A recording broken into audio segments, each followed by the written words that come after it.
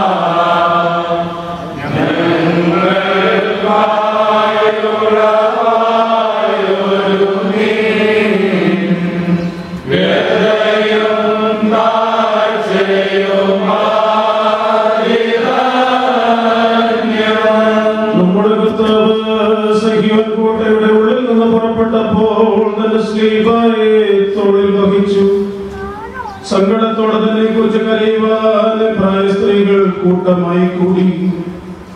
തന്റെ മാതാവും അവളെ അറിയുന്ന എല്ലാവരും ദൂരത്തു നിന്നു.